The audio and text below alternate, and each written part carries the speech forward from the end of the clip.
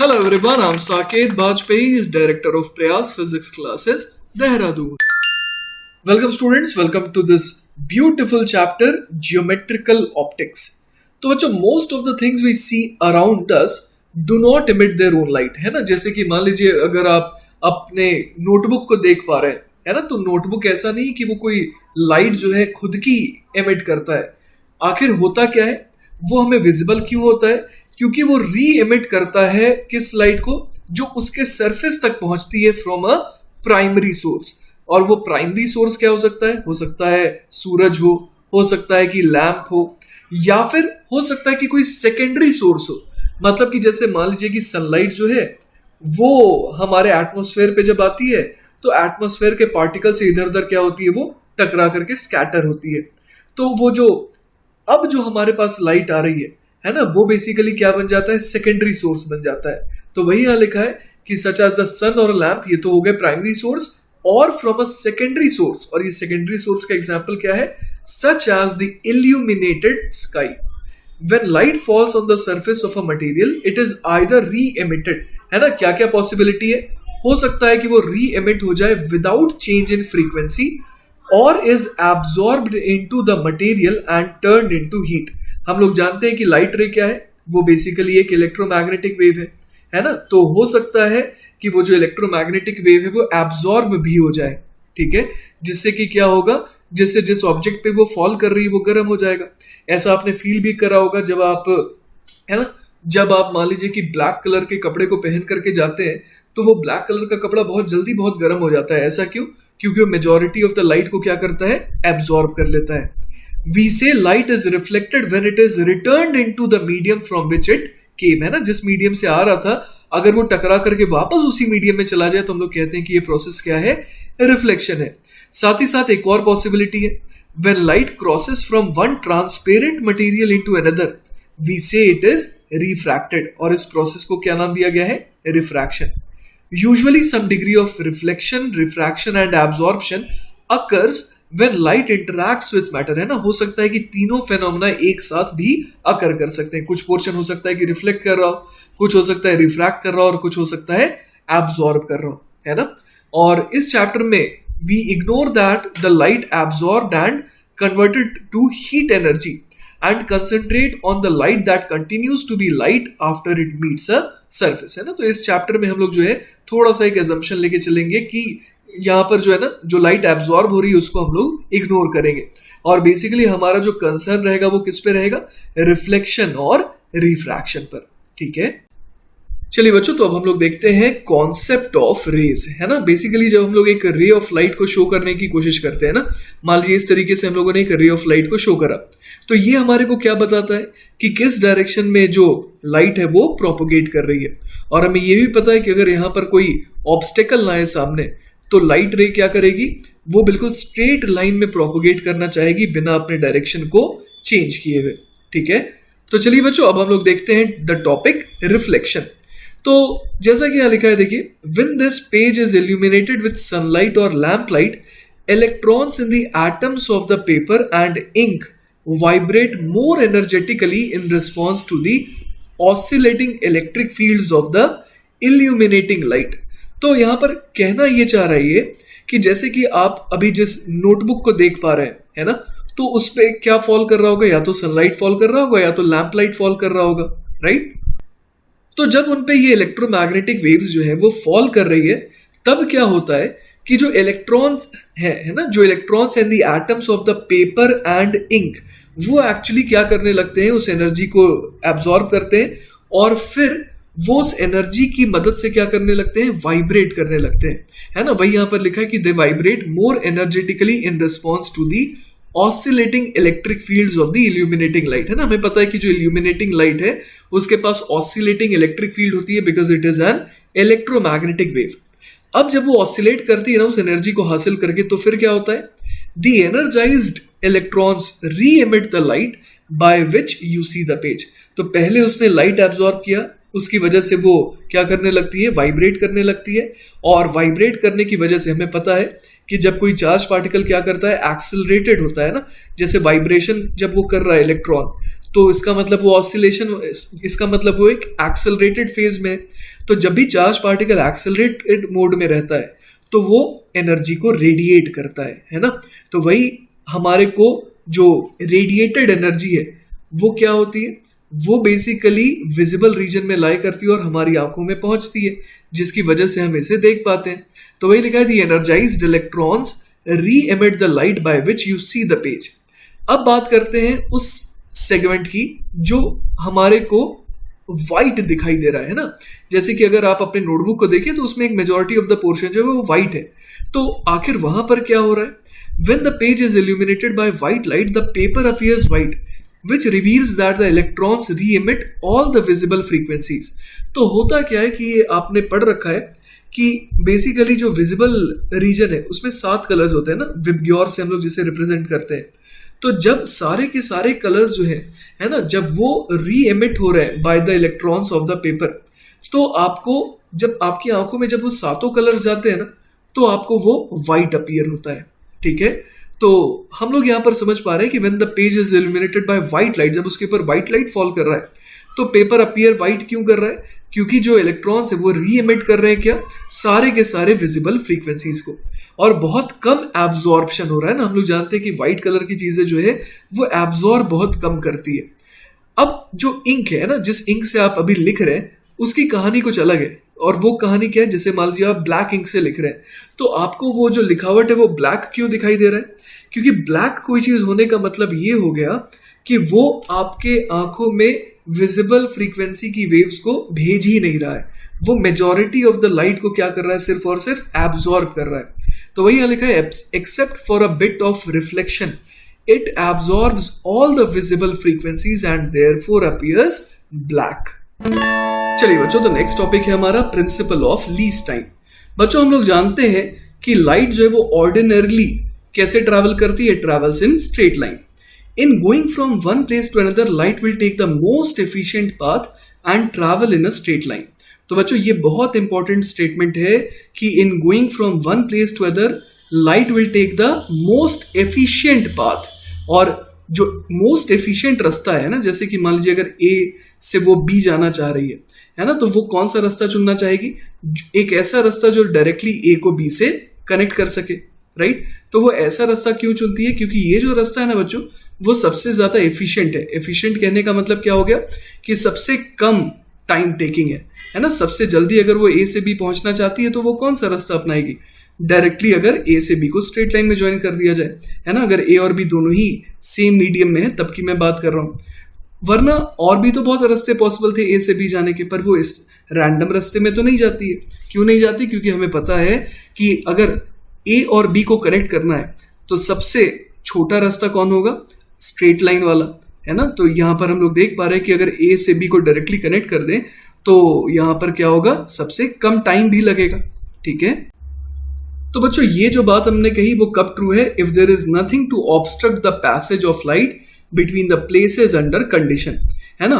लेकिन क्या हो जाता है, जैसे कि मान लीजिए कि लाइट जो है रिफ्लेक्ट कर रही है फ्रॉम अ मिरर, तो हम लोग देखते हैं कि एक सडन एक किंक क्रिएट हो जाता है एक ऐसे रास्ते में जो कि वरना क्या होती, स्ट्रेट लाइन होती, है ना। हम लोग सोच सकते हैं कि अगर, है ना, लाइट रे जो है वो कैसे जा रही थी, इस तरीके से जा रही थी, ठीक है, और मान लीजिए कि यहां पर क्या आ गया, यहां पर जो है एक मिरर आ गया, इस तरीके से एक मिरर आ गया, तो अब लाइट रे क्या करेगी, अब जो लाइट रे है वो रिफ्लेक्ट करेगी, है ना, कुछ इस तरीके से। अब उसका जो रास्ता है वो सडनली क्या हो जाता है, चेंज हो जाता है। तो हम लोग यहां पर देख पा रहे हैं कि एक किंक आ रहा है ना, एक सडन ट्विस्ट आ रहा है यहाँ पर, वरना क्या होता है वो सीधा ऐसे जाते जाती, ठीक है। तो वही यहाँ लिखा है इफ लाइट इज, यहाँ पर लिखा है ना, if light is reflected from a mirror the kink in the otherwise straight line path is described bye a simple formula, है ना, कि किस एंगल पे ये बिल्कुल रिफ्लेक्ट करेगी, वो सारे फॉर्मूले हैं और हम लोग उसको पढ़ेंगे भी। उसी तरीके से बच्चों अगर लाइट रिफ्रैक्ट हो रही है ना, रिफ्रैक्शन का मतलब क्या हुआ कि जब लाइट रे जो है एक मीडियम से दूसरे मीडियम जाती है तो जनरली क्या होता है, एक बेंडिंग अकर हो जाती है। तो इसी फिनोमेना को हम लोग क्या कहते हैं कि वो जो रे है वो रिफ्रैक्ट कर गई, है ना। तो देखिए बच्चों वही यहां पर लिखा है कि अगर, है ना, if light is refracted as when it goes from air into water, तो वहां के लिए भी हमारे पास एक फॉर्मूला है जो उसके डेविएशन को डिस्क्राइब करता है from the straight line path, है ना। वो स्ट्रेट लाइन में तो नहीं जाती, वो थोड़ा सा टिल्ट कर जाती है, राइट। तो अब हम लोग यहाँ पर ये सोचने वाले हैं कि इन सारे फॉर्मूले को, है ना, इन सारे फॉर्मूले को अगर हम लोग समझे तो उनके पीछे का छिपा हुआ आइडिया क्या है जिनके ऊपर ये सारे के सारे फॉर्मूले बने हैं। तो बच्चों ये जो फॉर्मूला है ना, इसको एक्चुअली किन्होंने सोचा था? इसको सोचा था फ्रेंच साइंटिस्ट पियरे फर्मैट ने 1650 में, और इसीलिए इस प्रिंसिपल का नाम क्या है? Fermat's principle of least time. तो उनका कहना क्या था, आइए देखते हैं। Out of all possible paths that light might travel, है ना, to get from one point to another, it travels the path that requires the shortest time. तो बच्चों हमारे को ये शॉर्टेस्ट टाइम वाला जो टर्म है ना, इसे ध्यान रखना है। चाहे रिफ्लेक्शन हो, चाहे रिफ्रैक्शन हो, चाहे सिंपली एक पॉइंट से दूसरे पॉइंट जाना हो, हमेशा लाइट जो है वो कौन सा रास्ता चुनती है? क्या पाया गया है कि लाइट क्या चुनती है? एक ऐसा रास्ता बच्चों चुनती है जिसमें उसको सबसे कम वक्त लगे। ठीक है, तो बच्चों अब तक हम लोगों ने ये समझा है कि चाहे लॉ ऑफ रिफ्लेक्शन हो, चाहे लॉ ऑफ रिफ्रैक्शन हो, दोनों ही किसके ऊपर बेस्ड है? These are actually based on principle of least time, है ना, जिसे फर्मेट ने ढूंढा था। तो जैसे कि मान लीजिए हम लोग एक मिरर का केस लें ना, अगर मान लीजिए कि ए से लाइट रे को बी तक पहुंचना है, तो ऑब्वियस है कि सबसे छोटा रास्ता कौन सा होगा? सबसे छोटा रास्ता होगा डायरेक्टली यहां से यहां तक को कनेक्ट कर दे अगर हम लोग, है ना। लेकिन मान लीजिए अगर मैं एक कंडीशन लगा दूं कि अगर ये ए से बी के बजाय अगर उसको मिरर से टकरा करके बी तक जाना है, तब कौन सा सबसे सूटेबल रास्ता होगा, है ना। ऑब्वियस है कि लाइट क्या ढूंढेगी? लाइट ढूंढेगी एक ऐसा रास्ता सच दैट कि ए से जब वो बी पर जा रही है टकरा करके मिरर से, तो वो रास्ता भी क्या हो? सबसे लीस्ट टाइम टेकिंग हो, है ना। तो जैसा कि हम लोग यहाँ पर डायग्राम में देख पा रहे हैं, बहुत सारे रास्ते पॉसिबल है ना ए से बी जाने के, लेकिन लाइट सारे रास्ते को तो नहीं चुनती है, वो कोई यूनिक रास्ता चुनती है। तो चलिए बच्चों हम लोग सोचते हैं कि लाइट आखिर कौन सा रास्ता चुनती होगी ए से बी जाने का। तो बच्चों देखिए, अगर ए से बी, है ना, ए से लेकर के बी पहुंचने का आपको एग्जैक्ट रास्ता जानना है कि लाइट कौन सा रास्ता फॉलो करती है, तो उसका एक बहुत आसान तरीका है। देखिए हम लोग मैथमेटिकली ज्योमेट्रिकली यहाँ पर क्या कर सकते हैं, हम लोग यहाँ पर बी के, है ना, बी के ठीक मिरर के ऑपोजिट साइड में हम लोग क्या कर सकते हैं? बी डैश पॉइंट चुन सकते हैं सच दैट कि जो दूरी बी की मिरर से वही दूरी क्या हो? बी डैश की भी मिरर से हो। अब हम लोग ए और बी डैश को क्या कर सकते हैं? एक स्ट्रेट लाइन से ज्वाइन कर सकते हैं। तो यहां पर हम लोग देख पा रहे हैं कि एक पॉइंट सी मिल जाएगा हमारे को, है ना। यहां पर अपने को मिल जाएगा एक point C on the mirror, है ना। तो हमें ये पता लग गया कि ए से सी और फिर सी से बी की तरफ ये लाइट रे रिफ्लेक्ट होगी। ऐसा मैं इतने कॉन्फिडेंटली क्यों कह पा रहा हूं? आइए देखते हैं। देखिए बच्चों, हो क्या रहा है कि ये तो बात कंफर्म है ना कि ए से बी डैश जाने का, है ना, सबसे स्मॉलेस्ट रास्ता कौन सा होगा? अगर मैं ए से बी डैश को एक स्ट्रेट लाइन से कनेक्ट कर दूं, मतलब जो ये ए सी बी डैश लाइन है ना, ये ए और बी डैश को कनेक्ट करने वाली सबसे छोटी लाइन है। क्लियर है ये बात? अब यहां पर देखिए कि हम लोग यहां पर एक सिंपल ज्योमेट्री यूज कर सकते हैं। यहां पर हम लोग कह सकते हैं कि ट्राइंगल, है ना, ट्राइंगल, इस पॉइंट का नाम मैं डी दे देता हूं। Triangle C D B is congruent as compare to triangle, कौन से ट्राइंगल से? ये है triangle C D B dash, है ना। ये दोनों ट्राइंगल बेसिकली कॉन्ग्रुएंट है। ऐसा क्यों? क्योंकि ये तो साइड कॉमन है। ये एंगल कैसा है? ये एंगल 90 डिग्री है, और हमने ऑलरेडी बी डी और डी बी डैश को पहले ही क्या माना था? इक्वल माना था ना, B D is equal to D B dash. तो हम लोग देख पा रहे हैं यहाँ पर जो है कॉन्ग्रुएंसी है। तो ये दोनों ट्राइंगल क्या हो गए? बिल्कुल एग्जैक्ट हो गए। तो हमारे को ये समझ में आ रहा है कि जो सी बी डैश है it is exactly equal to C B. ठीक है, तो इसका मतलब ये हो गया बच्चों कि ए से बी जो पहुंचने वाला रास्ता हम लोगों ने सोचा है वो कितना है? वो है A C plus C B, और वो किसके बराबर आ जा रहा है? A C plus C B dash के, क्योंकि हमने ये फाइंड आउट कर लिया कि C B is equal to C B dash. ठीक है, तो बच्चों अब मान लीजिए कोई कह रहा है कि नहीं, ए से बी जाने का जो सबसे छोटा रास्ता था वो लेटर से ए ई बी वाला रास्ता था, ए ई बी ये रास्ता था। तो हम लोग बड़े आराम से प्रूव कर सकते हैं बच्चों कि नहीं, ये कहना गलत है। ऐसा क्यों? क्योंकि अगर मैं ई को यहाँ पर बी डैश से ज्वाइन कर दूं, है ना, तो अगेन हमारे को क्या मिल रहा है? एक ट्राइंगल मिल रहा है, ट्राइंगल ई डी बी, और एक और ट्राइंगल मिल रहा है, triangle E D B dash, है ना। और अगेन हम लोग कह सकते हैं कि ये दोनों ट्राइंगल क्या है, कॉन्ग्रुएंट है। मतलब हम लोग इस बार कह सकते हैं कि A E plus E B is same as A E plus E B dash, ठीक है।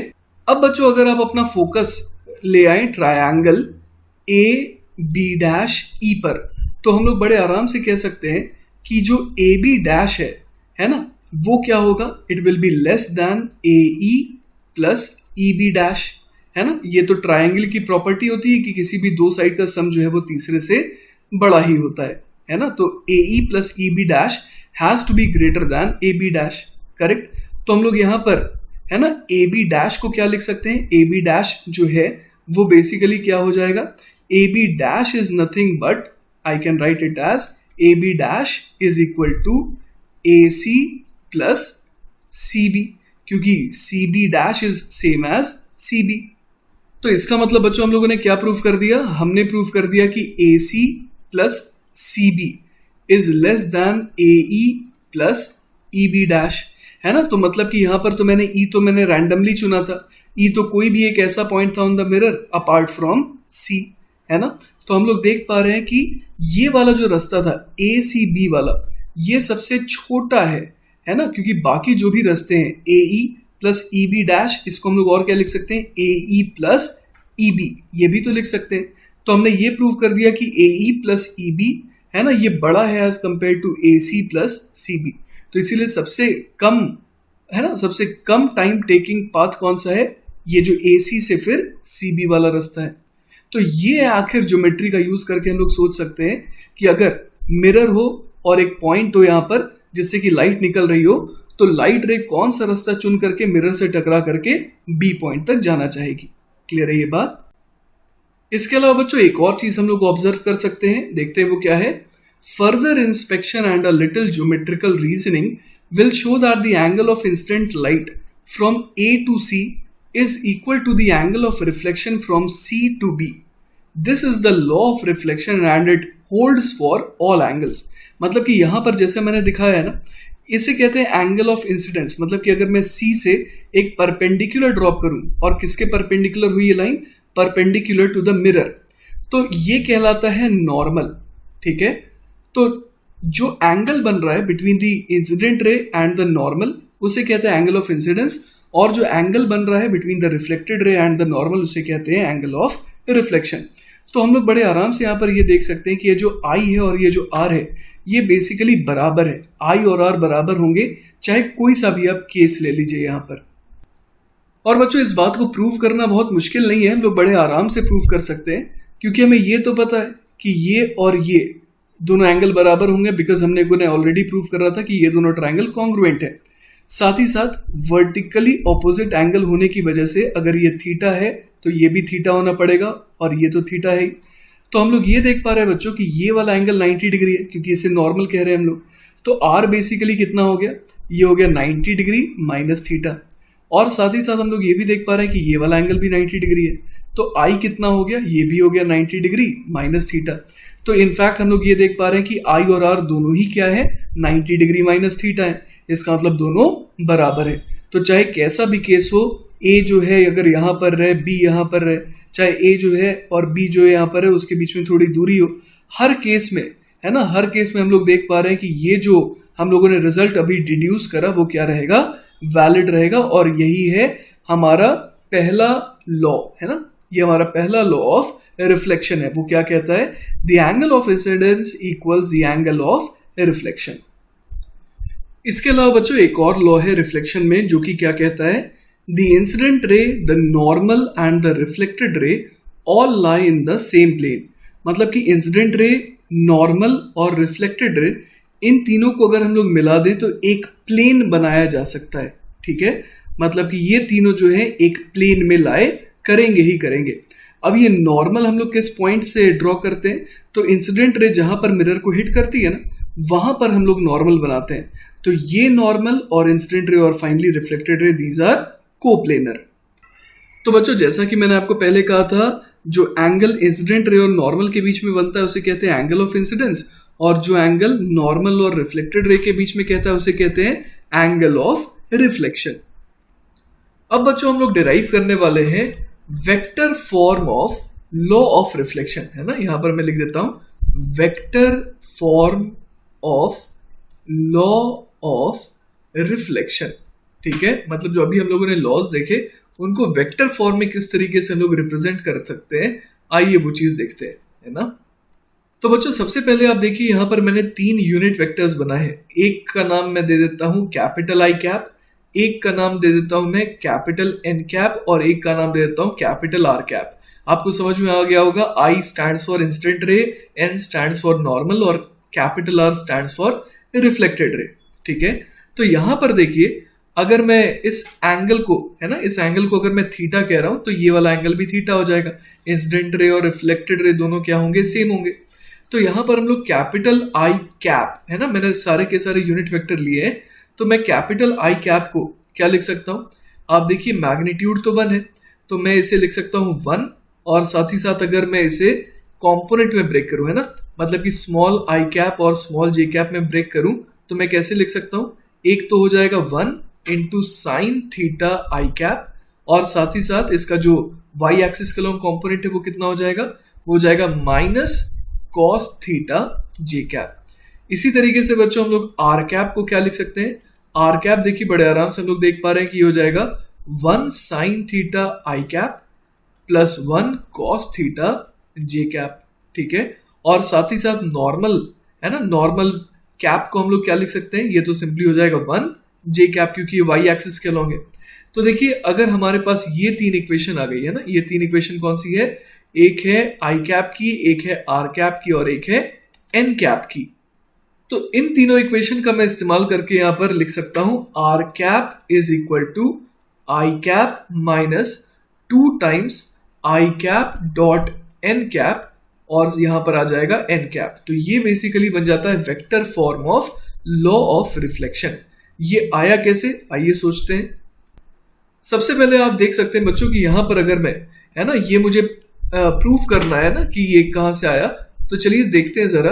अगर मैं R cap minus I cap करके देखो, है ना, ऊपर वाली इक्वेशन में, तो मेरे पास क्या आ जाएगा, R cap minus I cap करूंगा तो मेरे पास सिंपली आ जाएगा 2 times cos of theta J cap. Clear है यहां तक। अब देखिए मुझे तो ये जो लॉ ऑफ रिफ्लेक्शन है वो इंडिपेंडेंट ऑफ थीटा बनाना, चाहे थीटा कुछ भी हो, ये तो हमेशा ही वैलिड होना चाहिए ना। तो मैं सोच रहा हूं कि ये कॉस थीटा कहां से लाऊं। तो देखिए कॉस थीटा लाना बहुत आसान है ना। यहां पर हम लोग देख सकते हैं अगर मैं आई कैप डॉट एन कैप करूं, है ना, बेसिकली हमारे को ये देखना है कि आई कैप और एन कैप इनके बीच में एंगल कितना है। तो कभी भी दो वेक्टर्स के बीच में अगर एंगल चाहिए होता है तो हम लोग क्या करते हैं, हम लोग उनके टेल्स को ज्वाइन करते हैं ना। तो इस तरीके से अगर मैं यहां पर इसे शिफ्ट कर दूं, है ना, तो मैं ये समझ पा रहा हूं कि अब मुझे क्या मिल जाएगा, इन दोनों के बीच का एंगल। मतलब मैंने आई कैप को थोड़ा आगे खिसका दिया और अब मुझे ये ओवरऑल जो एंगल है वो मिल रहा है as the angle between I cap and N cap. तो ये कितना हो जाएगा, आइए देखते हैं। हमें ये समझ में आ रहा है कि ये वाला एंगल थीटा है, तो ये एंगल हो जाएगा कितना, 90 माइनस थीटा, और ये वाला एंगल भी हो जाएगा 90 माइनस थीटा। तो ओवरऑल हम लोग देख पा रहे हैं कि 180 डिग्री, है ना, 180 डिग्री माइनस थीटा ये बच जा रहा है हमारे पास। और आप वैसे भी देख सकते थे कि ये वाला एंगल थीटा है और ओवरऑल एंगल कितना होता है, ये पूरा का पूरा एंगल ये तो 180 डिग्री होता है। तो जो बचा हुआ एंगल है वो कितना हो जाएगा, 180 डिग्री माइनस थीटा। तो मैं यहाँ पर क्या लिख सकता हूँ, अगर मैं आई कैप डॉट एन कैप करूँ तो ये कितना आ जाएगा, दोनों का मैग्नीट्यूड 1 है, तो 1 into cos of pi minus theta, है ना। पाई का मतलब क्या होता है, 180 डिग्री होता है, तो यहाँ से कॉस पाई माइनस थीटा आ गया। अब हमें पता है कि ये किसके बराबर होता है, ये बेसिकली बराबर होता है माइनस ऑफ कॉस थीटा के।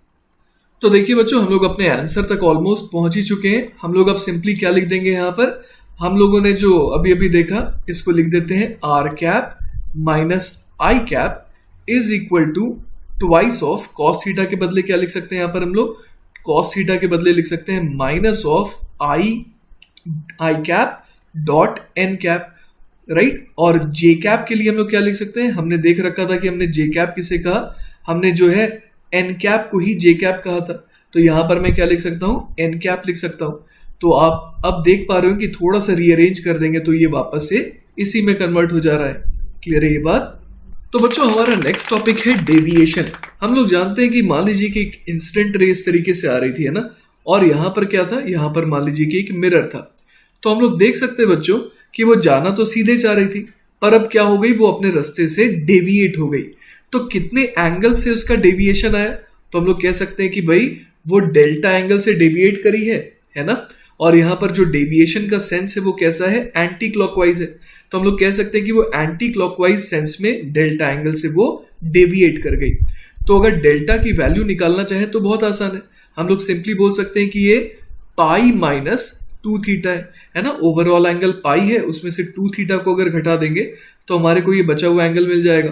तो डेल्टा बराबर क्या हो गया, पाई माइनस 2 थीटा, और यही क्या कहलाता है, डेविएशन। तो बच्चों अब हम लोग एक बहुत ही इंपॉर्टेंट चीज डिराइव करने वाले हैं, और वो क्या है कि if a mirror is rotated bye an angle theta, है ना, अगर मिरर को हम लोग रोटेट कर रहे हैं बाय एन एंगल थीटा और इंसिडेंट रे को एज इट इज रख रहे हैं, तो हम लोग अभी ये हासिल करने वाले हैं कि जो रिफ्लेक्टेड रे है ना, it will rotate bye an angle 2 theta in the same sense. मतलब कि जैसे इस बार हम लोग देख पा रहे हैं कि हम लोगों ने मिरर को क्या करा, मिरर को हम लोगों ने देखिए थीटा एंगल से रोटेट करा क्लॉकवाइज सेंस में। तो हम लोग ये हासिल करने वाले हैं कि ये जो रिफ्लेक्टेड रे है ना, वो कितने एंगल से रोटेट कर जाएगी, वो रोटेट कर जाएगी 2 थीटा से। तो चलिए शुरू करते हैं हमारा डेरिवेशन। सबसे पहला डायग्राम जो आप देख पा रहे हैं ना यहाँ पर, उसमें मैंने यहाँ शो कर रखा है कि इंसिडेंट एंगल आई है और जो रिफ्लेक्टेड एंगल है उसकी वैल्यू भी आई के ही बराबर आएगी।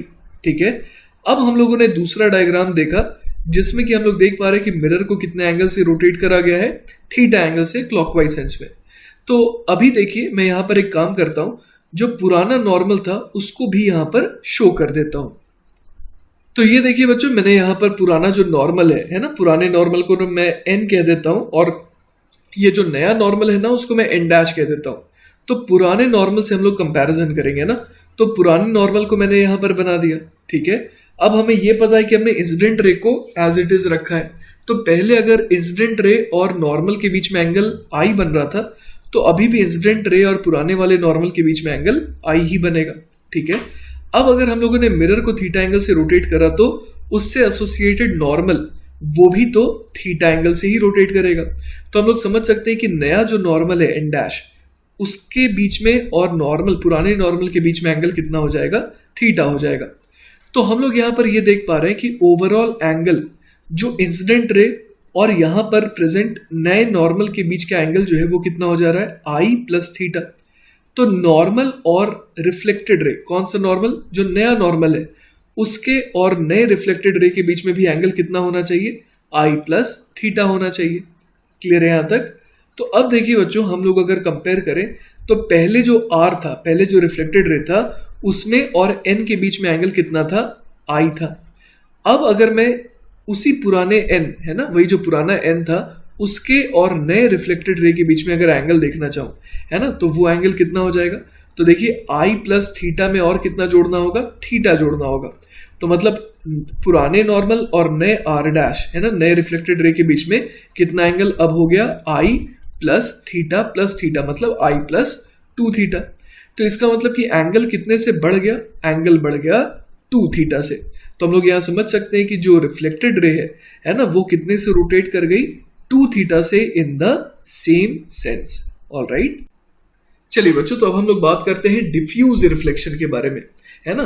तो यहां पर क्या होता है कि देखिए, ऑल्दो ईच रे obeys the law of reflection, the many different surface angles that light rays encounter in striking a rough surface cause reflection in many directions, है ना। तो यहां पर क्या होता है कि एक रफ सरफेस है, और रफ सरफेस है तो हर छोटे छोटे पोर्शन को अगर हम लोग देखें तो हर छोटे छोटे पोर्शन से एसोसिएटेड जो नॉर्मल की डायरेक्शन है वो अलग अलग आती है, जिसकी वजह से क्या होता है कि एक लाइट बीम जो है वो स्कैटर हो जाती है, बेसिकली अलग अलग डायरेक्शन में वो रिफ्लेक्ट होती है, और हमें लगता है कि यहाँ पर क्या हो रहा है, स्कैटर कर जा रही है।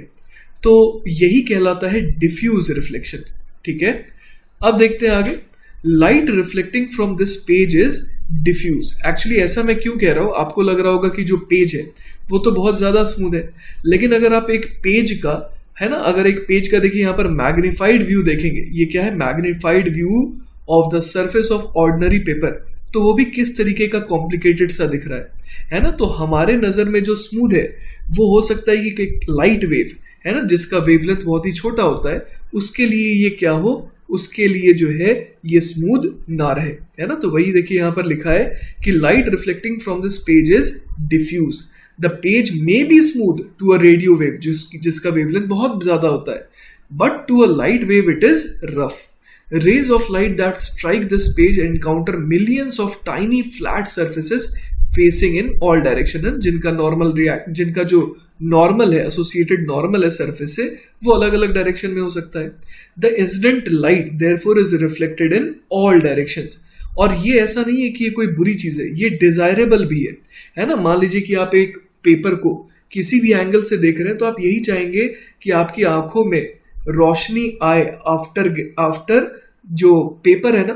मतलब होता क्या है कि पेपर पे लाइट फॉल करती है और वो लाइट जो है अब हर डायरेक्शन में जब स्कैटर होती है ना, तो उससे ये फायदा होता है कि आप किसी भी जगह पर खड़े होकर के पेपर को देखें तो आपको वो पेपर दिखाई दे, है ना. तो ये एक डिजायरेबल सर्कमस्टेंस है. It enables us to see object from any direction or position.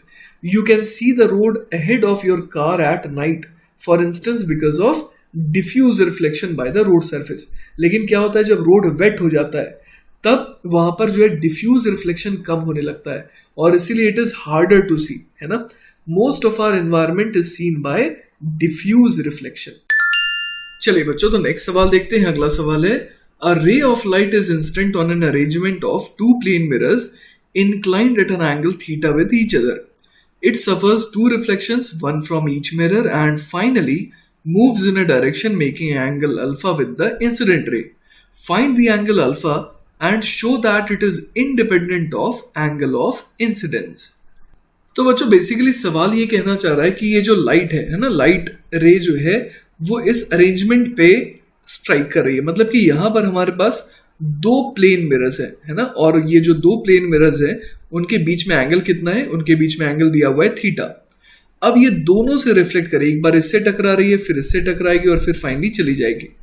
तो हमारे को ये देखना है कि जब ये वापस जाने लगेगी, है ना, तो जो फाइनल रे है और जो शुरुआती इंसिडेंट रे जो मैंने दिखा रखा है, इनके बीच में जो एंगल है वो हमें कहा जा रहा है कि उस एंगल अल्फा को बताइए, और and we have to show that the angle is independent of angle of incidence. ठीक है, तो देखिए बच्चों यहाँ पर मैंने सबसे पहले नॉर्मल बना दिया ना, इस पॉइंट ऑफ इंसिडेंस पर मैंने नॉर्मल ड्रॉ कर दिया और फिर मैंने शो कर दिया कि अगर ये एंगल आई है ना, तो ये एंगल भी कितना हो जाएगा, आई हो जाएगा, और ये फाइनली यहाँ पर स्ट्राइक करेगा. ठीक है, अब देखिए बच्चों मैंने यहाँ पर इस रे को जब इंसिडेंट करवाया इस दूसरे मिरर पर, है ना, तो ये फिर यहाँ से भी रिफ्लेक्ट करेगी. तो मैंने यहाँ पर रिफ्लेक्टेड रे को इस तरीके से शो कर दिया है. अब हमारे को क्या बताना है, हमारे को ये एंगल अल्फा के ऊपर कमेंट करना है ना, जो इंसिडेंट रे और जो फाइनल रिफ्लेक्टेड रे है उनके बीच में फॉर्म हो रहा है. ठीक है, तो चलिए सबसे पहले कुछ एंगल्स निकाल लेते हैं. जैसे कि ये वाला जो एंगल है ये कितना हो जाएगा, ये हो जाएगा 90 डिग्री माइनस आई, क्योंकि ये वाला एंगल आई है और ये पूरा का पूरा नॉर्मल था, तो ये बचा हुआ एंगल हो गया 90 माइनस आई. साथ ही साथ हम लोग ये भी देख पा रहे हैं यहाँ पर कि अपने को एक ट्रायंगल मिल रहा है ना, इसका नाम मैं दे देता हूँ ट्रायंगल ए बी सी. तो ट्रायंगल ए बी सी में हमें पता है कि ये वाला एंगल कितना हो जाएगा, ये हो जाएगा 180 डिग्री माइनस ऑफ इन दोनों एंगल्स का सम, जो कि है थीटा प्लस 90 डिग्री माइनस आई. तो ये कितना हो जाएगा, ये हो जाएगा 90 degree, 180 minus 90 is 90, minus of यहाँ पर क्या आ जाएगा, माइनस थीटा प्लस ऑफ आई. तो देखिए बच्चों हमारे को ये वाला एंगल मिल गया है ना, ये एंगल कितना हो गया, ये एंगल हो गया 90 डिग्री माइनस थीटा प्लस आई. और साथ ही साथ ये जो एंगल है वही ये भी एंगल होना पड़ेगा, है ना. This angle has to be equal to this angle, और ये एंगल भी इसका मतलब इतना ही होना चाहिए. और बच्चों मैं आपको इसका रीजन भी बता दूं क्यों मैंने इन दोनों एंगल्स को बराबर कहा है. क्योंकि आप देखिए कि मान लीजिए ये इंसिडेंट रे है ना, ये ए है और ये सी है, और इस पॉइंट का नाम लेटर से कि मैं डी दे दे रहा हूं, और ये हमारे पास सी डी मैंने ड्रॉ कर दिया. तो हम लोग यहाँ पर देख पा रहे हैं कि अगर मैं यहाँ पर एक नॉर्मल बनाऊँ ना, इस तरीके से मैंने यहाँ पर नॉर्मल दिखा दिया, तो ये वाला एंगल और ये वाला एंगल बराबर है ना. और इस एंगल को अगर मैं फाई कह रहा हूं तो ये एंगल भी फाई हो जाएगा. साथ ही साथ ये वाला एंगल कितना हो जाएगा, 90 माइनस फाई, और ये वाला एंगल भी हो जाएगा 90 माइनस फाई, क्योंकि यहाँ पर ये दोनों ही क्या है, नॉर्मल्स है. तो हम लोग देख पा रहे हैं कि 90 माइनस फाइव ये भी है, 90 माइनस फाइव ये भी है, मतलब इन दोनों को क्या होना पड़ेगा, बिल्कुल बराबर होना पड़ेगा। ठीक है, तो हमने ये देखा बच्चों, क्या देखा हम लोगों ने कि जो एंगल है ना, ये एंगल और ये एंगल, ये दोनों कितने हैं, 90 डिग्री माइनस थीटा प्लस आई के बराबर। इसके अलावा बच्चों मैं चाहता हूं कि आपका ध्यान जाए अब ट्रायंगल ए सी डी पर, है ना। अगर ट्रायंगल ए सी डी पे आपका ध्यान जा रहा है, तो अगर मैं आपसे बोलूं कि ये जो एंगल है, एंगल ए सी डी, है ना, एंगल ए सी डी, वो कितना हो जाएगा। हम लोग समझ पा रहे हैं कि ये पूरा का पूरा एंगल कितना है, 180 डिग्री है ना। तो 180 डिग्री में से अगर मैं कितना घटा दूं, ट्वाइस ऑफ ये वाला एंगल, क्योंकि दोनों एंगल यहां पर सेम है ना, तो मैं इससे कितना घटा दूंगा, 90 डिग्री माइनस थीटा प्लस आई, तो ये मुझे क्या दे देगा, एंगल ए सी डी। तो ये कितना आ जा रहा है, 180 डिग्री माइनस 180 डिग्री, ये तो गया, बच गया हमारे पास minus 2 into minus theta which is 2 theta, और दूसरा वाला क्या हो जाएगा, माइनस 2 आई, है ना। तो हमारे को ये समझ में आ रहा है कि एंगल ए सी डी कितना हो गया, ये हो गया 2 टाइम्स थीटा माइनस आई, मतलब 2 थीटा माइनस 2 आई।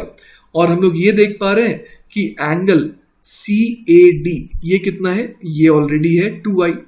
तो हम लोग यहां से क्या निकाल सकते हैं, हम लोग निकाल सकते हैं बड़े आराम से एंगल ए डी सी, है ना। वो कितना हो जाएगा, वो हो जाएगा 180 डिग्री में से, है ना, क्योंकि ट्राइंगल का के जो सारे एंगल्स हैं उनका सम 180 डिग्री होता है। तो 180 डिग्री में से अगर मैं एंगल ए सी डी और एंगल सी ए डी इन दोनों के सम को घटा दूं, तो एंगल ए सी डी और एंगल सी ए डी इन दोनों को ऐड करने पर देखिए 2i और ये माइनस 2i, ये तो कैंसिल आउट हो जाएगा, तो बच क्या जाएगा, सिर्फ 2 थीटा। तो इसका मतलब एंगल ए डी सी वो कितना हो जाएगा, 180 डिग्री माइनस 2 थीटा। तो क्लियरली हम लोग देख पा रहे हैं कि अगर ये वाला एंगल 180 डिग्री माइनस 2 थीटा हो रहा है, तो आप देख पा रहे हैं कि अल्फा को कितना होना पड़ेगा, इसको सिंपली होना पड़ेगा 2 थीटा, जो कि ऑब्वियस है कि वो एंगल ऑफ इंसिडेंस पे बिल्कुल भी डिपेंड नहीं कर रहा, वो तो सिर्फ किस पे डिपेंड कर रहा है, it is dependent upon the angle जो कि इन दोनों प्लेन मिरर्स के बीच में है ना। चलिए बच्चों, तो हम लोग देखते हैं अपना अगला सवाल। अगला सवाल है, figure shows a plane mirror hinged at O and free to rotate in a vertical plane. The point O is at a distance x from the long screen. A beam of light moving vertically downward is reflected by the mirror at O so that a bright spot P is formed at the screen. At the instant shown, the angle of incidence is theta and the mirror is rotating clockwise with constant angular velocity omega. Find the speed of spot P at the instant. तो देखिए बच्चों, इस moment पर हमारे को क्या दिया हुआ है कि जो इंसिडेंट रे है ना, वो वर्टिकली डाउनवर्ड है और मिरर जो है वो लगातार क्या होता जा रहा है, घूमता जा रहा है ना, with a constant angular speed omega. तो हमारे को यहाँ पर जो P पॉइंट दिख रहा है ना, ये इसकी एक्चुअली क्या बतानी है, हमारे को स्पीड बतानी है ना। Find the speed of spot P at this instant. तो चलिए सोचते हैं कि कैसे करा जाए इस सवाल को। तो बच्चों सबसे पहले मैं इसे सॉल्व करके दिखाता हूं आपको मेथड नंबर 1 से, है ना। मेथड नंबर 1 में बेसिकली मैं क्या बोलने वाला हूं कि मैं जो डिस्टेंस ले रहा हूं पॉइंट P की, वो यहां से ले रहा हूं, है ना। मतलब कि ये जो आपको डॉटेड लाइन दिख रहा है ना, ये बेसिकली क्या है, ये हॉरिजॉन्टल लाइन है। अगर हम लोग यहाँ पर 2 एक्सिस शो करना चाहें तो इसे मैं कह सकता हूँ एक्स एक्सिस और इसे मैं कह सकता हूँ वाई एक्सिस। तो एक्स एक्सिस के अलोंग आपको दिख रहा होगा ये जो डॉटेड लाइन है, जो ये डिनोट कर रही है कि इस मोमेंट पर O और जो स्क्रीन है ना, बेसिकली वो क्या है, ये दूरी तो वैसे भी क्या है, कांस्टेंट है ना। O से स्क्रीन की जो परपेंडिकुलर दूरी है वो क्या है, फिक्स्ड है, और वो कितने के बराबर है, x के। तो इस पॉइंट से P की दूरी को मैं क्या कह रहा हूं, मैं इसे y कह दे रहा हूं। और साथ ही साथ ये जो एंगल है इसको लेटर से कि मैं फाई कह रहा हूं। हमें ये समझ में आ रहा है कि फाई जो है वो लगातार क्या होता जाएगा, चेंज होता जाएगा, क्योंकि थीटा जो है वो लगातार चेंज होता जा रहा है। तो बेसिकली इस मोमेंट पर एंगल ऑफ इंसिडेंस थीटा है, तो एंगल ऑफ रिफ्लेक्शन जो कि नॉर्मल और रिफ्लेक्टेड रे के बीच का एंगल होता है वो भी क्या हो जाएगा, थीटा हो जाएगा। अब ये अगर वर्टिकल है, ये अगर हॉरिजॉन्टल है, तो इसका मतलब theta plus phi, this has to be equal to 90 degree. तो इसका मतलब हमारे पास फाई क्या आ गया, फाई देखिए हमारे पास आ गया 90 degree minus 2 theta.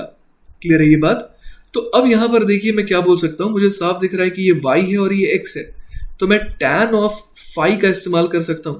tan phi कितना हो जाएगा, y अपॉन x। है ना। तो अगर मैं इसे डिफरेंशिएट करूं तो क्या आ जाएगा, tan फाई का डिफरेंशिएशन हो जाएगा sec square phi d phi by d t, है ना। मैं टाइम के रिस्पेक्ट में डिफरेंशिएट कर रहा हूं, ये कितने के बराबर आ जाएगा, x देखिए कांस्टेंट है तो ये बन जाएगा simply d y upon d t, और बाहर क्या आ जाएगा 1 अपॉन एक्स आ जाएगा, ठीक है।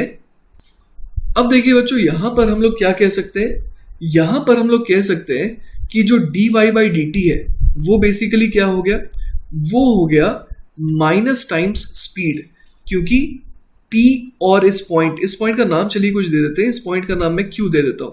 तो बेसिकली P और Q के बीच की जो दूरी है ना वो लगातार कम हो रही है, मतलब y जो है वो घट रहा है, इसीलिए dy by d T negative आएगा, और स्पीड मैंने v कहा है तो dy बाई डी टी को मैं क्या लिख सकता हूँ माइनस v।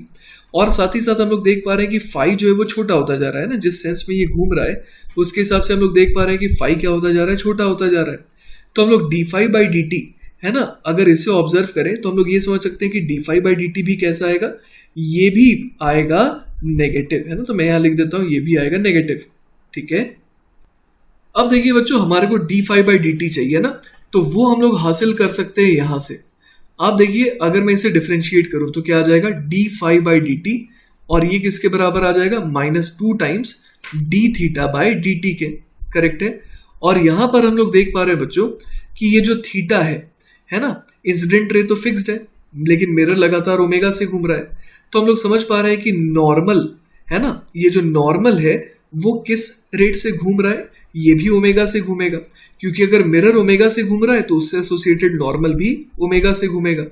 तो नॉर्मल और इंसिडेंट रे के बीच का जो एंगल थीटा है ना, वो क्या होगा, वो धीरे धीरे बढ़ता जाएगा, और हम लोग D theta by d t को क्या लिख सकते हैं, उसे ओमेगा लिख सकते हैं। तो d phi by d t ये कितना आ गया, ये -2 टाइम्स ओमेगा आ गया, क्लियर है ये बात। तो चलिए इसे पुट कर देते हैं यहाँ पर, और क्या आ जाएगा हमारे पास देखिए sec square phi into d phi by d t को मैं क्या लिख दूंगा -2 times omega is equal to 1 upon x multiplied by minus v, है ना। तो यहां से देखिए हमारे को v मिल जाएगा, v कितना आ जाएगा 2 omega x sec square phi, है ना। तो ये बच्चों मेथड नंबर 1 से हमारा आंसर आ गया, ठीक है। अब बच्चों इसी सवाल को मैं सॉल्व करूंगा यूजिंग अनदर मेथड नंबर 2 से। तो देखिए बच्चों मेथड 2 में मैं क्या करने वाला हूं, यहां पर मैं ओपी को पहले तो एनालाइज कर रहा हूं, है ना। यहां पर मैं मान के चलता हूं कि पी पॉइंट की जो स्पीड है वो डाउनवर्ड ही है ना, और उसको मैं v कह दे रहा हूं। अब देखिए मैं ये जो ओपी लेंथ है उसे इस मोमेंट पर क्या कह सकता हूं, इसे मैं कह सकता हूं x sec फाई। ऐसा कैसे मैं कह रहा हूं, क्योंकि मैंने इस एंगल को फाई कह दिया तो ऑब्वियस है कि OP cos फाई बराबर x होगा, तो यहां पर OP जो है वो कितना आ जाएगा x sec फाई, ठीक है। तो यहां पर मेरे को ये समझ में आ रहा है कि ये जो OP है ना, OP जो है वो रिफ्लेक्टेड रे है, तो रिफ्लेक्टेड रे किस एंगुलर वेलोसिटी से घूमेगा, वो घूमेगा double of the rate by which mirror rotate कर रहा है। तो मैं ये समझ पा रहा हूं कि OP जो है वो किस रेट से घूम रहा है, वो 2 ओमेगा से एक्चुअली रोटेट कर रहा है, ठीक है ना।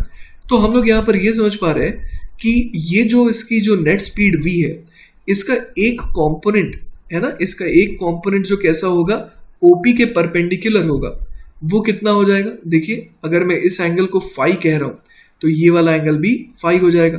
तो जो इसकी एक्चुअल स्पीड है, एक्चुअल स्पीड तो इसके नीचे की तरफ है ना, तो उसका मैं कंपोनेंट ले सकता हूं। एक कंपोनेंट क्या हो जाएगा v cos फाई, है ना। तो v cos फाई को हम लोग क्या बोल सकते हैं, v cos फाई बराबर हो जाएगा, मैं v बराबर r ओमेगा का फॉर्मूला यूज कर रहा हूं, तो v cos फाई उस तरीके से कितना आ जाएगा, r है यहाँ पर x sec फाई और एंगुलर वेलोसिटी है इसकी 2 ओमेगा, राइट। तो यहां से देखिए हमारे पास क्या आ जाएगा, v अगेन हमारे पास आ जा रहा है x, और यहाँ पर 2 ओमेगा है तो 2x omega sec square phi. तो देखिए एक और मेथड से हमारे पास सेम रिजल्ट आ गया, ठीक है। तो बच्चों मैं आपको रिवाइज करा दूं, हमने क्या करा, यहाँ पर हमें ये पता था कि जो P पॉइंट है ना उसकी एक्चुअल स्पीड तो नीचे की तरफ है, तो इस एक्चुअल स्पीड के, इस एक्चुअल वेलोसिटी के 2 कंपोनेंट तो किए जा सकते हैं ना।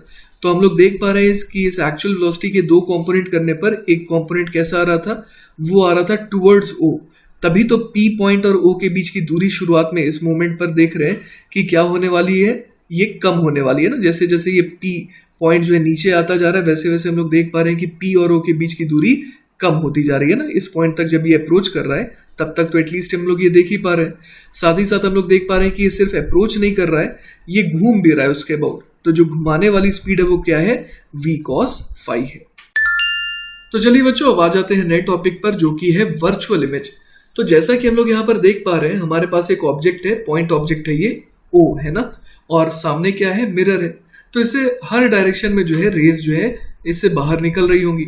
अब हम लोग एक पर्टिकुलर पेंसिल ऑफ रेज को देख रहे हैं, है ना। A pencil of rays from O enter the eye after reflection at the mirror. हम लोग देख पा रहे हैं यहाँ पर कि ये इस तरीके से मिरर पर टकरा रही है और टकरा करके हमारे आंखों में एंटर कर रही है ना।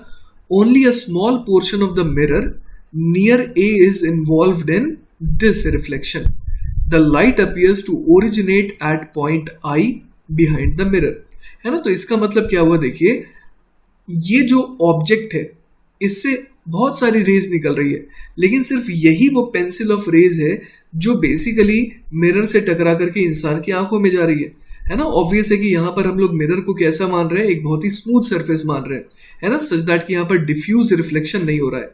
तो बाकी जगहों पे क्या हो रहा है, जैसे मान लीजिए यहाँ से एक रे ऐसी गई, है ना, तो ये ऑब्वियस है कि ये इंसान की आंखों में नहीं पहुंच पाएगी क्योंकि ये कुछ इस तरीके से जाएगी, है ना। तो सारी की सारी रे जो इंसान की आंखों में नहीं जा पा रही है, लेकिन हाँ कुछ रेज जो है वो इंसान की आंखों में जा रही है। तो वही यहाँ पर लिखा है, a pencil of rays from O enter the eye after reflection. और इंसान जो है ना, इंसान सिर्फ इनकमिंग रेज के हिसाब से ऑब्जेक्ट को आइडेंटिफाई करता है। आप ऐसे सोचिए कि मान लीजिए कि कुछ नहीं होता, ना मिरर होता ना ऑब्जेक्ट होता, इस जगह पर सचमुच में मान लीजिए कि एक ऑब्जेक्ट होता, है ना, ना ये मिरर होता ना ये ऑब्जेक्ट होता, और मान लीजिए कि इस जगह पर सचमुच में एक ऑब्जेक्ट होता, तो यहाँ से रेज जो है इस तरीके से जाती और इंसान की आंखों में एंटर करती। तो हम लोग इसी के हिसाब से एकस्टम्ड है, हमें लगता है कि अगर इस तरीके की रेज आ रही है तो यहाँ पर कहीं पर ऑब्जेक्ट होगा। तो अब इस बार क्या हो रहा है, इस बार ऑब्जेक्ट भी है, मिरर भी है, तो क्या हो रहा है, इस बार ऑब्जेक्ट से रेज इधर जा रही है, मिरर पे टकरा रही है और इस तरीके से आंखों में एंटर कर रही है। तो हमारी इनोसेंट आंख को ऐसा लग रहा है कि क्या हो रहा है यहाँ पर, उसे ऐसा लग रहा है कि ये जो रेज आ रही है ये तो वैसे ही आ रही है एज इफ कि यहाँ पर सचमुच में कोई ऑब्जेक्ट है। तो हमारी इनोसेंट आंख ये स्वीकार कर लेती है कि यहाँ पर एक ऑब्जेक्ट है, और इसे ही हम लोग क्या कहते हैं, वर्चुअल इमेज कहते हैं। तो बच्चों अब हम लोग ऑब्जर्व करते हैं एक एक्सटेंडेड ऑब्जेक्ट को, है ना। ये हमारे पास एक कैंडल है ना, और कैंडल में यहाँ पर हम लोग देख पा रहे हैं कि फ्लेम भी है। तो वही लिखा है, suppose a candle flame is placed in front of a plane mirror, rays of light are sent from the flame in all directions, है ना। ऐसा नहीं है कि सिर्फ 1 2 3 4, ये चार रेज ही निकल रही है। रेज जो है इनफाइनाइट अमाउंट में निकल रही है हर डायरेक्शन में, है ना। तो वही लिखा है, figure shows only 4 of the infinite number of rays leaving 1 of the infinite number of points, है ना। इस कैंडल के हर एक पॉइंट से रेज निकल रही है, लेकिन हम लोग सिर्फ एक पर्टिकुलर पॉइंट से निकलने वाली सिर्फ इनफाइनाइट में से सिर्फ 4 रेज को देख रहे हैं, ठीक है। तो वही लिखा है यहाँ पर, figure shows only 4 of the infinite number of rays leaving 1 of the infinite number of points on the candle. When these rays encounter the mirror, they are reflected at angles equal to their angle of incidence, है ना। यहाँ पर जो laws of reflection है वो तो ओबे होंगे ही होंगे। The rays diverge, है ना, जैसा कि हम लोग देख पा रहे हैं कि ये क्या हो रहे हैं, डाइवर्ज हो रहे हैं ना। मिरर से टकराने के बाद ये कन्वर्ज नहीं हो रहे, ये क्या कर रहे हैं, फैल रहे हैं, डाइवर्ज कर रहे हैं। The rays diverge from the flame and on reflection diverge from the mirror, है ना। कैंडल से निकल भी डाइवर्ज होते हुए रहे हैं और फिर मिरर से टकराने के बाद भी ये डाइवर्ज हो रहे हैं। तो these divergent rays appear to emanate मतलब कि ऐसा लगता है कि निकल रहे हैं वहां से बाहर, है ना। These divergent rays appear to emanate from a particular point behind the mirror. और जैसा कि आप देख पा रहे हैं कि अगर इन 1 2 3 और ये चौथी रे, है ना, इन 4 रेज को देखो तो ऐसा लग रहा है कि ये इस पर्टिकुलर पॉइंट से निकल रही है ना। जो कॉन्सेप्ट मैंने अभी अभी आपको बताया था उसी के हिसाब से मैं बात कर रहा हूँ कि हमें ऐसा लग रहा है, अगर हमारी आंख यहाँ पर होगी तो वो देख करके ये बोलेगी कि ये जो रेज है ना वो इस वाले पॉइंट से निकल रही है, ठीक है। तो इसीलिए यहाँ पर लिखा हुआ है अपीयर टू, है ना। These divergent rays appear to emanate from a particular point behind the mirror, और वो पॉइंट कौन सा है, where the dashed lines intersect. An observer sees an image of the flame at this point, है ना। तो जो इंसान है जो यहाँ से देख रहा है उसे, उसको क्या लगेगा कि ये जो पॉइंट है ना, ये जो पॉइंट है बेसिकली वो ये रहा, है ना। उसे लगेगा कि ये जो रेज है वो किस पॉइंट से निकल रही है, इस पॉइंट से निकल रही है। The light rays do not actually come from this point, ये सत्य तो नहीं है, लेकिन फिर भी ऐसा लग रहा है हमारी इनोसेंट आंख को कि इसी पॉइंट से निकल रही है।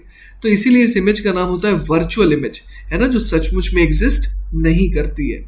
The image is as far behind the mirror as the object is in front of the mirror, है ना। ये जो मिरर और कैंडल के बीच की जो दूरी है वही क्या होगी, इसकी इमेज और मिरर के बीच की दूरी, ठीक है। When you view yourself in mirror, for example, the size of your image is the same as the size your twin would appear if located as far behind the mirror as you are in front, है ना। ठीक ऐसा लगता है कि हमारा जुड़वा भाई जो है वो इस मिरर के अंदर घुसा हुआ है। As long as mirror is flat, है ना। ये तभी तक सही है जब मिरर जो है बिल्कुल फ्लैट है, और उसी को हम लोग क्या कहते हैं, प्लेन मिरर कहते हैं, ठीक है। तो बच्चों प्लेन मिरर के केस में एक बहुत ही मजेदार चीज होती है, और वो चीज क्या है, जैसे कि अगर इंसान के, है ना, राइट हैंड में अगर कोई ऑब्जेक्ट है तो मिरर में जो इंसान हमें नजर आता है ऐसा लगता है कि उसके लेफ्ट हैंड में वो ऑब्जेक्ट है। तो मतलब इसी को हम लोग कहते हैं कि जो इमेज है वो लेटरली इन्वर्टेड हो जाती है ना, उसे हम लोग क्या कहते हैं कि लेटरली इन्वर्टेड, है ना। जो इमेज है उसका लेटरल इन्वर्जन हो जाता है, राइट लेफ्ट में लगता है, ठीक है। लेकिन बच्चों एक चीज आप देख पा रहे हैं कि जो कलर कॉम्बिनेशन है ना इस औरत ने पहन रखा है, जिस कलर कॉम्बिनेशन के कपड़े, उसी कलर कॉम्बिनेशन के कपड़े जो इसके इमेज में भी दिखाई दे रहे हैं। तो इसका मतलब ये हो गया कि रिफ्लेक्शन की वजह से फ्रीक्वेंसी में चेंज नहीं आता है, क्योंकि फ्रीक्वेंसी में चेंज आता तो कलर अलग दिखाई देता, लेकिन ऐसा तो नहीं हो रहा है। तो इसका मतलब ये हो गया कि रिफ्लेक्शन की वजह से there is no change in frequency, ठीक है। चलिए बच्चों, तो अब नेक्स्ट टॉपिक पर आ जाते हैं जो कि है स्पीड ऑफ इमेज। तो हम लोग दो अलग अलग केसेस देखेंगे। पहला केस है जब ऑब्जेक्ट जो है ना, वो टुवर्ड्स द मिरर जा रहा है विद अ स्पीड v, और इस केस में हम लोग देख पा रहे हैं कि जो प्लेन ऑफ द मिरर है ना उसके परपेंडिकुलर डायरेक्शन में ऑब्जेक्ट जो है वो जा रहा है, ठीक है। तो हम लोग ये समझ सकते हैं यहाँ पर कि मान लीजिए ये जो ऑब्जेक्ट है ना, इस समय मान लीजिए कि ये x दूरी पर है, ठीक है। इस समय जो है ये मिरर से कितनी दूरी पर है, x दूरी पर है। तो हम लोग बड़े आराम से ये कह सकते हैं कि जो इमेज होगा वो भी मिरर से कितनी दूरी पर होगा, वो भी होना पड़ेगा उसे भी x दूरी पर। यही तो कंडीशन होती है ना प्लेन मिरर के केस में, कि जो ऑब्जेक्ट है उसकी इमेज कहां पर बनती है, उसकी इमेज उतनी ही दूर पर बनती है मिरर के अंदर जितनी दूर पर ऑब्जेक्ट होता है मिरर के बाहर, ठीक है। तो अब बहुत ईजी है सोचना इस केस में। हम लोग सोच सकते हैं कि अगर ऑब्जेक्ट जो है थोड़ी देर में मान लीजिए कि यहां पर आ गया, है ना, सच दैट कि उसकी दूरी मिरर से कितनी हो गई, उसकी दूरी जो है मिरर से हो गई लेटर से y। तो हम लोग ये फिर से समझ पा रहे हैं कि इमेज भी कहां पर होगा इस मोमेंट पर, इमेज भी कुछ यहां पर होगा सच दैट कि उसकी दूरी जो है ना, उसकी दूरी जो है मिरर से कितनी हो जाए, फिर से y हो जाए। तो हम लोग देख पा रहे हैं कि जितने देर में ऑब्जेक्ट जो है ना, वो कितना डिस्टेंस कवर किया, लेटर से कि x minus y distance cover करा, उतनी ही देर में इमेज भी जो है वो कितना डिस्टेंस कवर कर रहा है, x माइनस वाई कर रहा है ना। तो हम लोग यहाँ पर बड़े आराम से देख सकते हैं कि जो वेलोसिटी ऑफ ऑब्जेक्ट है किसके नजरिए से, मिरर के नजरिए से, वो क्या होगी, negative of velocity of image with respect to mirror. मैंने यहाँ पर देखिए दो चीजों का यूज करा है, एक तो नेगेटिव साइन का यूज करा है, वो किस लिए, क्योंकि अगर ऑब्जेक्ट लेफ्ट की तरफ जा रहा है तो इमेज राइट की तरफ जा रहा है, क्वाइट ऑब्वियस है ये। और यहाँ पर मैंने विद रिस्पेक्ट टू मिरर का फंडा यूज करा है, क्योंकि जो भी बातें हम लोग कर रहे हैं वो मिरर के नजरिए से कर रहे हैं ना। मिरर को ऑब्जेक्ट जितनी दूरी पर दिखाई दे रहा है उससे, वो अपने नजरिए में से, है ना, इमेज को उतनी ही पीछे बना रहा है मिरर के, है ना। तो मेन जो है यहाँ पर क्रूशल रोल कौन प्ले कर रहा है, मिरर प्ले कर रहा है। मिरर देख रहा है कि ऑब्जेक्ट उससे कितना दूर है, तो उसी के हिसाब से वो इमेज को भी बना दे रहा है, ठीक है। तो चलिए बच्चों, अगला केस है हमारा केस 2, जिसमें हमें क्या निकालना है, जिसमें हमें निकालना है स्पीड ऑफ इमेज। कब, अगर प्लेन मिरर जो है वो टुवर्ड्स द ऑब्जेक्ट मूव कर रहा है विद स्पीड v, है ना। इस बार हम लोगों ने ऑब्जेक्ट को बिल्कुल स्टेशनरी माना है, ठीक है। तो मान लीजिए बच्चों शुरुआत में इसकी पोजीशन मिरर की यहां पर थी और अभी पोजीशन यहां हो गई ना, पोजीशन नंबर 2। तो शुरुआत में मान लीजिए कि ऑब्जेक्ट जो है ना, उसकी दूरी मिरर से कितनी थी, लेटर से d थी। तो हम लोग समझ पा रहे हैं कि इमेज कहां पर बन रहा होगा उस मोमेंट पर, उस मोमेंट पर इमेज कहीं यहां पर बन रहा होगा, सच दैट कि मिरर और इमेज के बीच की जो दूरी है वो उस समय कितनी रही होगी, वो रही होगी d, है ना। अब मान लीजिए कि ये जो मिरर है ना, ये कितना मूव कर गया, लेट अस से कि ये जो मिरर है ना वो मूव कर गया डेल्टा x, ठीक है। तो अब आप देख सकते हैं यहां पर कि जो मिरर है और जो ऑब्जेक्ट है ना, उसके बीच की दूरी कितनी हो गई अब। तो अब हम लोग देख पा रहे हैं कि ऑब्जेक्ट और मिरर के नए पोजीशन के हिसाब से अगर हम लोग दूरी देखें तो वो हो जाएगी d minus delta x. Pretty clear है यहां तक। तो अब आप ये सोचिए कि पहले तो इमेज कहां पर फॉर्म होगी, इमेज जो है फॉर्म होगी मिरर नंबर 2, मिरर की पोजीशन नंबर 2 के हिसाब से, है ना। मिरर देखिए देख रहा है कि ऑब्जेक्ट इससे कितना दूर है, d minus delta x distance दूर है। तो ये मिरर क्या बोलेगा कि कोई बात नहीं, अगर ऑब्जेक्ट मेरे से d minus delta x distance दूर है तो मैं क्या करूंगा, मैं एक इसकी इमेज बनाऊंगा, कितनी दूर, मैं इसकी इमेज बनाऊंगा इतनी ही दूर, है ना, d minus delta x distance दूर खुद से। तो ये डिस्टेंस हो जाएगी d माइनस डेल्टा एक्स और यहां पर बन जाएगा I2, है ना। ये था I1 और ये हो जाएगा I2। तो बच्चों अब देखते हैं हम लोग कि मिरर जो है वो कितना डिस्टेंस आगे गया, डेल्टा एक्स आगे गया, राइट। और इतने देर में हम लोग जरा कैलकुलेट करके देखते हैं कि इमेज जो है ना, वो कितना आगे गया। तो सबसे पहली चीज, एक चीज हमें समझ में आ रही है कि वेलोसिटी ऑफ मिरर की जो डायरेक्शन है, दैट इज इस केस में मैंने टुवर्ड्स राइट माना है। तो हम लोग देख पा रहे हैं कि इमेज की भी जो वेलोसिटी है वो टुवर्ड्स राइट आ रही है, क्योंकि I1 और I2 हम लोग इन दोनों पोजीशन को देख पा रहे हैं और कह सकते हैं कि इमेज जो है वो किधर फॉर्म हो रही है, towards the right of the initial image, ठीक है।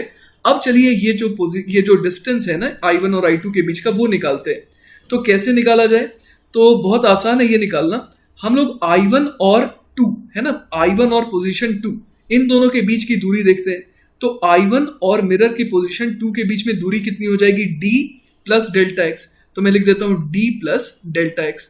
उसमें से मैं क्या घटा दूं, I2 और ये जो मिरर की सेकेंड पोजीशन है वहां से दूरी जो कि कितनी है, d माइनस डेल्टा एक्स। तो मैं इसमें से घटा दूंगा कितना, d माइनस डेल्टा एक्स। तो ये कितना आ जा रहा है, देखिए ये आ जा रहा है ट्वाइस ऑफ डेल्टा एक्स। मतलब इस क्वेश्चन मार्क को मैं अब मिटा करके यहां पर क्या लिख सकता हूं, आई can right twice of delta x over here. मतलब मैं बड़े आराम से बच्चों अब देख पा रहा हूं कि अगर मिरर जो है वो टुवर्ड्स राइट जा रहा है विद अ स्पीड v, तो इसका मतलब क्या हो गया कि इमेज भी टुवर्ड्स राइट जाएगा, लेकिन इस बार डबल द स्पीड से, है ना। तो हम लोग यहां पर देख सकते हैं कि इमेज की स्पीड क्या हो गई, ट्वाइस हो गई, ठीक है। तो बच्चों इस बात को ना हम लोग मैथमेटिकली भी प्रूव कर सकते थे। देखिए कैसे, हम लोग हमेशा क्या बोलते हैं कि position of image with respect to mirror वो क्या हो जाएगा, वो बेसिकली हो जाएगा negative of position of object with respect to mirror, है ना। मैं मिरर को जो है अगर ओरिजिन मान रहा हूं तो ओरिजिन, है ना, या फिर मिरर के नजरिए से जो भी कोऑर्डिनेट किसका होगा, ऑब्जेक्ट का होगा, तो वही नेगेटिव में कोऑर्डिनेट किसका आएगा, इमेज का आएगा। आई होप आप बात समझ पा रहे हैं, है ना। अगर मान लीजिए ये ओरिजिन है ना, तो ओरिजिन से अगर यहां पर मैं देखूं तो अगर मान लीजिए कि ये x equal to 4 y equal to 0 है, यहां पर मान लीजिए ऑब्जेक्ट है, तो इमेज कहां पर बनेगी, इमेज बनेगी x equal to -4 y equal to 0 पर। सही है ये।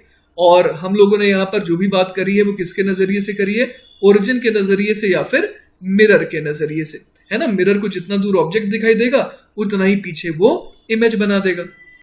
तो बच्चों इसी को डिफरेंशिएट कर देते हैं तो क्या आ जाता है हमारे पास, velocity of image with respect to mirror is equal to negative of velocity of object with respect to mirror. अब यहां पर अगर इसे ओपन कर दे रिलेटिव के कॉन्सेप्ट से तो क्या लिख सकते हैं, velocity of image minus velocity of mirror is equal to negative of velocity of object, और क्या आ जाएगा यहाँ पर माइनस बाहर है तो इसीलिए यहाँ पर आ जाएगा प्लस, है ना, प्लस हो जाएगा वेलोसिटी ऑफ मिरर। अब वेलोसिटी ऑफ ऑब्जेक्ट तो हम लोगों ने इस पर्टिकुलर केस में क्या मान रखा है, 0 मान रखा है ना। ये वाली क्वांटिटी तो इस बार 0 है, तो हमारे पास क्या आ गया फाइनली, वेलोसिटी ऑफ इमेज, देखिए वो कितना आ गया, twice of velocity of mirror, है ना। तो इस बार यहाँ पर पॉजिटिव साइन है, इसका मतलब कि वेलोसिटी ऑफ मिरर और वेलोसिटी ऑफ इमेज दोनों की डायरेक्शन क्या है, सेम है। ऑलराइट। इसके अलावा बच्चों हम लोग एक और इंपॉर्टेंट चीज यहाँ पर देख सकते हैं, और वो क्या है कि ये वाली स्टेटमेंट तो हमेशा वैलिड है कि velocity of image with respect to mirror is equal to negative of velocity of object with respect to mirror. तो इस पर्टिकुलर केस में वेलोसिटी ऑफ ऑब्जेक्ट 0 था तो हमने यहाँ पर इसे गायब कर दिया। लेकिन अगर मान लीजिए वेलोसिटी ऑफ ऑब्जेक्ट कुछ होता तो हम लोग फाइनली यहाँ पर क्या लिख सकते थे, वेलोसिटी ऑफ इमेज, ये हम लोग क्या लिख सकते थे बच्चों, ये लिख देते twice of velocity of mirror minus velocity of object. तो ये हमारा एक जनरलाइज्ड रिजल्ट हो जाएगा, ठीक है। तो ये कब वैलिड है? जब मिरर भी मूव कर रहा है, ऑब्जेक्ट भी मूव कर रहा है ना। और अगर मिरर नहीं मूव कर रहा है तो इसको गायब कर देंगे, जब ऑब्जेक्ट नहीं मूव कर रहा है तो इसे जीरो कर देंगे, ठीक है। लेकिन बच्चों बस एक चीज का हमको ध्यान रखना है, और वो बात क्या है कि इन केसेस में हम लोगों ने क्या देखा, हम लोगों ने ये देखा कि अगर ऑब्जेक्ट यहां पर है ना, और ये रहा मिरर, तो हम लोगों ने कैसी वेलोसिटीज के बारे में चर्चा करी है? ऐसी वेलोसिटी के बारे में जो या तो ऐसी है या तो ऐसी है, ठीक है। तो बच्चों कहने का मतलब क्या हो गया? या तो ऑब्जेक्ट मिरर को अप्रोच कर रहा है या तो ऑब्जेक्ट मिरर से दूर जा रहा है, या तो मिरर ऑब्जेक्ट को अप्रोच कर रहा है या तो मिरर ऑब्जेक्ट से दूर जा रहा है, ठीक है ना। तो चलिए बच्चों, आज के लेक्चर का हम लोग आखिरी सवाल देख लेते हैं। और वो आखिरी सवाल क्या है कि यहां पर एक मिरर है और यहां पर एक ऑब्जेक्ट है। मिरर की स्पीड दे रखी है 20 सेंटीमीटर पर सेकेंड, और डायरेक्शन आपको शो की गई है कि वो हॉरिजॉन्टल से 53 डिग्री नीचे की तरफ है। और साथ ही साथ ऑब्जेक्ट की स्पीड दे रखी है 25 सेंटीमीटर पर सेकेंड, और शो किया गया है कि ये एक्स एक्सिस से 37 डिग्री ऊपर की तरफ है, ठीक है ना। मैं यहाँ पर एक्स और वाई एक्सिस किसे कह रहा हूं? मैं जो है यहाँ पर इन्हें एक्स और वाई एक्सिस कह रहा हूं ना, ये एक्स है और ये वाई है, ठीक है।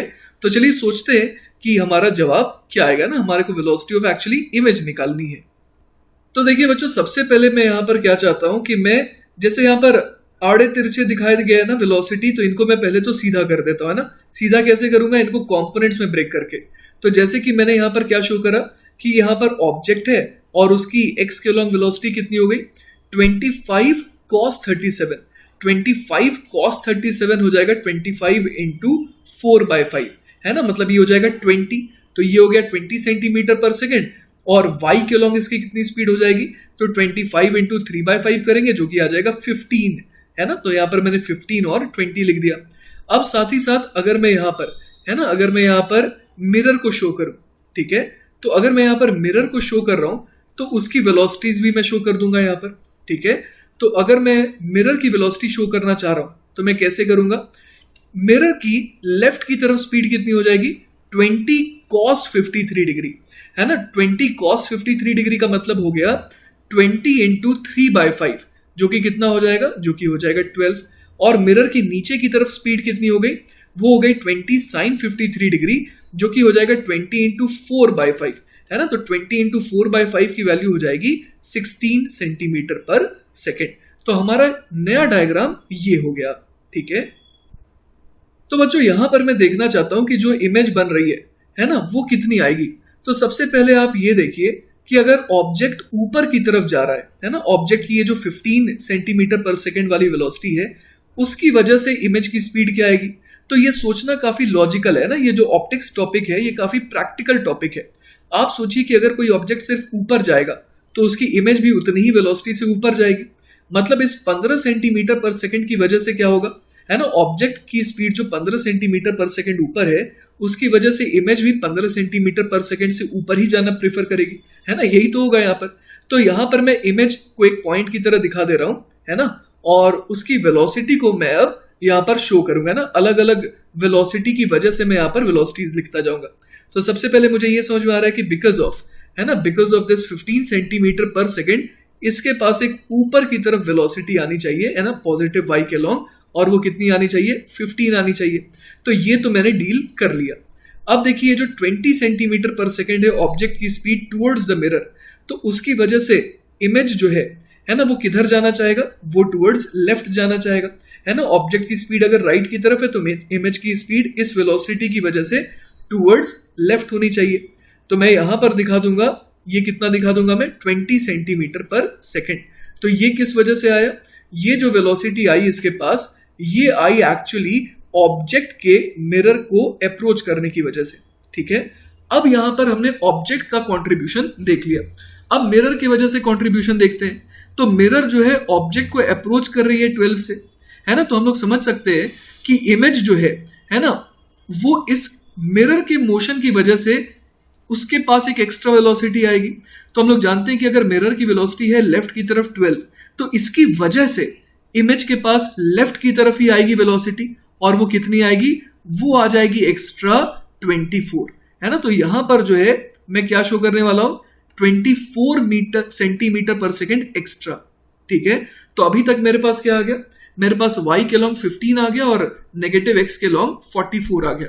तो मैंने 12 वाले को भी कंसीडर कर लिया। अब सबसे मजेदार केस है 16 वाले का। आइए मैं आपको ये केस समझाता हूं। आप ऐसे सोचिए कि मान लीजिए यहां पर एक मिरर है ना, यहां पर एक मिरर है, और अगर हम लोग यहां पर देखें, है ना, कि ये जो पहले तो मैं मिरर बना देता हूं। अगर मान लीजिए आप सोचिए कि आप यहां पर है ना, यहां पर आप शेविंग कर रहे थे ना, शेविंग कर रहे थे मिरर के सामने, और अचानक से क्या हुआ, ये मिरर जो है ये नीचे गिरने लगा, है ना। अब ये जो मिरर है ये नीचे गिरना चालू हो गया, इस तरीके से ये नीचे गिरता जा रहा है। तो क्या होगा, क्या आपकी इमेज भी ऐसे नीचे गिरती जाएगी? बिल्कुल भी नहीं, आपकी इमेज तो यहीं पर फॉर्म होगी ना। आपकी इमेज अगर नीचे गिरती जाएगी तब तो ये बहुत ही, है ना, ये तो बहुत ही डरावनी बात हो जाएगी कि आपके सामने एक मिरर था, मिरर छूट गया, मिरर नीचे गिर रहा है, और आप देख पा रहे हैं कि मिरर के अंदर जो आप हैं आप भी नीचे गिरते जा रहे हैं। तो ये तो डरावनी बात हो जाएगी, ऐसा नहीं होता है। तो इसका क्या मतलब हो गया, इसका ये मतलब हो गया बच्चों कि मिरर के नीचे जाने की वजह से, है ना, इमेज में कोई भी चेंज नहीं आएगा। इमेज को इस 16 सेंटीमीटर पर सेकेंड की वजह से कुछ भी असर नहीं पड़ेगा। तो हमारा फाइनल आंसर क्या हो जाएगा, हमारा फाइनल आंसर हो जाएगा वेलोसिटी ऑफ इमेज, है ना, वो हम लोग कितना बोल देंगे, -44 आई कैप प्लस 15 जे कैप। और ये जो बच्चों वेलोसिटी आई है, ये आई है वेलोसिटी ऑफ इमेज किसके नजरिए में, ग्राउंड के नजरिए में, है ना। तो ये velocity of image with respect to ground, ऐसा हम लोग कह सकते हैं। ठीक है ना। तो बच्चों इसी के साथ हमारा ये पहला लेक्चर खत्म होता है, एंड आई होप कि आपको मजा आया होगा। इन केस अगर कहीं पर कोई डाउट है ना, then feel free to contact me, I will be very happy to help you. Take care बच्चों, बाय बाय।